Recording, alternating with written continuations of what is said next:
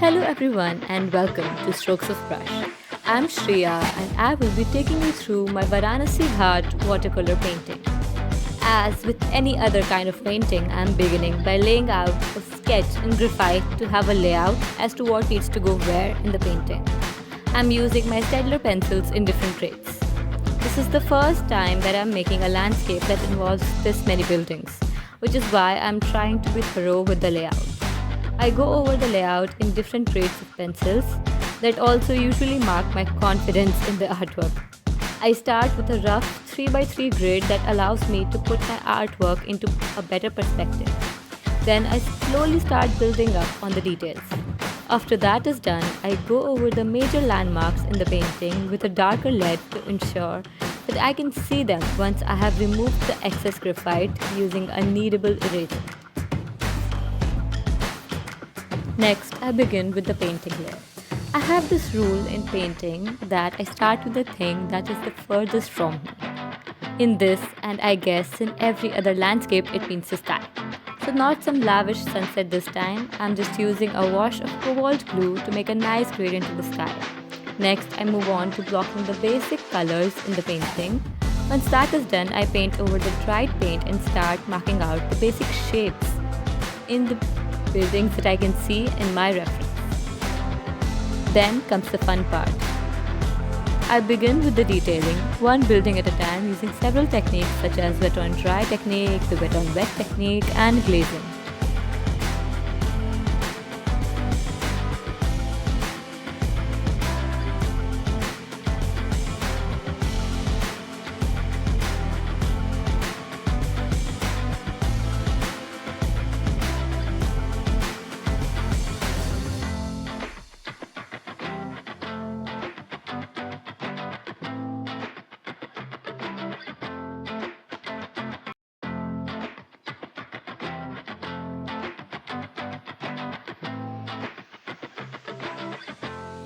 The detailing process too is actually not so different from the blocking out stage. It just involves a more minute version of the process. In the places that I can't really tell what a particular thing is, I'm just using the colors that I can see and letting them blend into each other.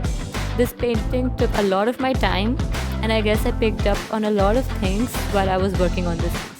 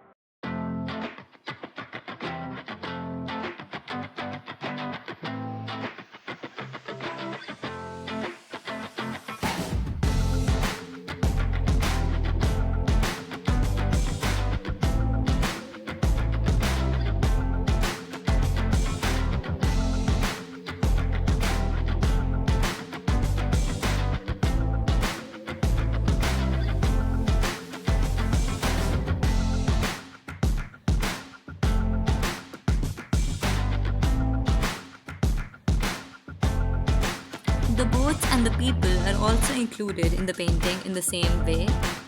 To those of you who didn't know, in watercolor painting, we don't use the color white to mark out the highlights. Instead, we leave out the spaces in the paper that we are working on itself to give the illusion of the highlights.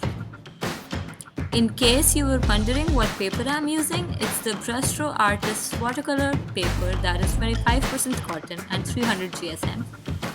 Also, the size of my painting is A3.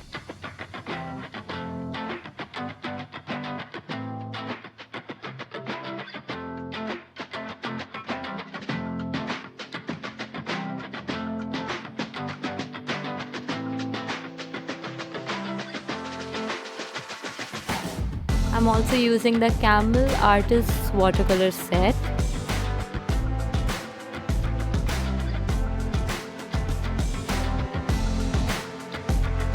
While painting the water, we just need to place our strokes in such a way that the impression of waves is created and leave out the highlights. That is very important. We can darken some areas and leave out the rest, and voila, you have water. I know it looks way too easy in the videos and so very difficult in real life. It will come around to you when you've practiced enough. Finally, to complete my painting, I just put up my signature, and yes, our artwork is complete.